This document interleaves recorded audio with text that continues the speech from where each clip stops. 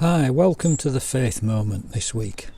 I've called this one Canterbury Bells. See, I'm looking at perennial plants that I haven't grown for a long time and considering whether to put them in the garden.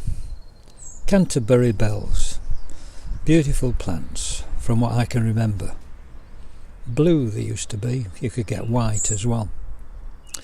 So, thinking about the word bell, I thought I would look it up and see what you've got in the Bible about bells. And it only occurs 3 times.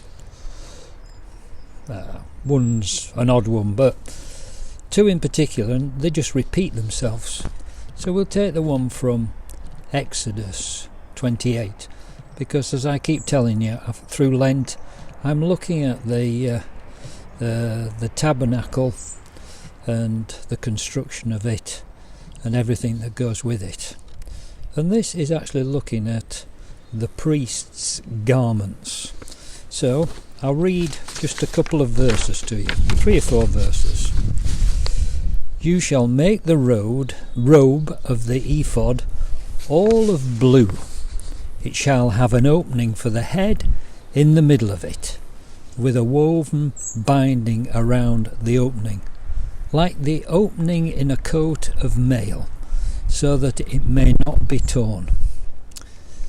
I think of it when I put my cassock on. But the word not be torn, of course, reminds you of Jesus. He had a seamless garment that was not going to be torn. And on its lower hem you shall make pomegranates of blue, purple and crimson yarns all around the lower hem. It's interesting, isn't it? Pomegranates of blue, purple and crimson yarns. Now, the pomegranates we get are sort of pinky, deep red.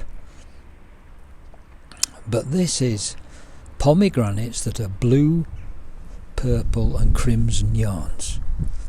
And then in between each of them there are bells of gold all around. A golden bell and a pomegranate alternating all around the lower hem of the robe. And it's as if you can hear the priest coming.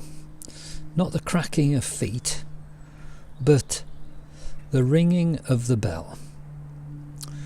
The pomegranate represents fruit, and of course each pomegranate, as I understand it, has 613 seeds in it.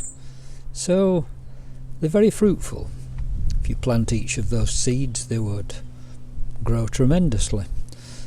And that's the role of a priest, to grow things, to grow the worship.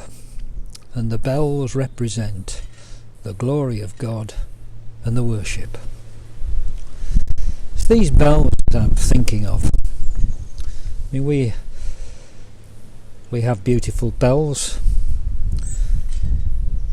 A lot of churches have beautiful bells, and they're there to welcome people into worship, to set the spirit high. I always think it's lovely when you go into a town where there's a cathedral and you hear the chime of the bells ringing. Such a glorious sound. And I keep thinking of Ukraine and prayers for Ukraine. And to me, my prayer is that the bells will ring in the churches again to welcome people into worship in their hometowns in Ukraine. But I had another thought this morning. I'm conducting a funeral tomorrow, and the family has chosen some lovely verses from Psalm 27, and I've been sort of pondering about them. It's a psalm written by King David, he was under attack from King Saul. He was fleeing from him, and he was living in tents and worrying about his life. One thing I ask from the Lord, this only do I seek, that I may dwell in the house of the Lord all the days of my life. You see, David missed being in Jerusalem. He missed being able to go up for worship, because he was in the desert. He was away from it all. To gaze on the beauty of the Lord and to seek him in his temple. For in the day of trouble he will keep me safe in his dwelling. He will hide me in the shelter of his sacred tent and set me high upon a rock. You see, David took the example of the Lord. Anyone who came to David who was seeking shelter, David welcomed him into his tent. He protected him, fed him well, and that's why David was such a successful anointed king eventually, because he cared for people.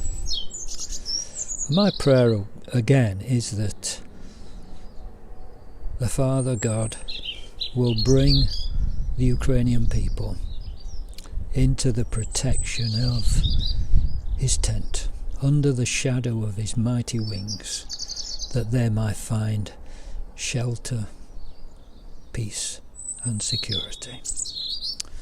So God bless.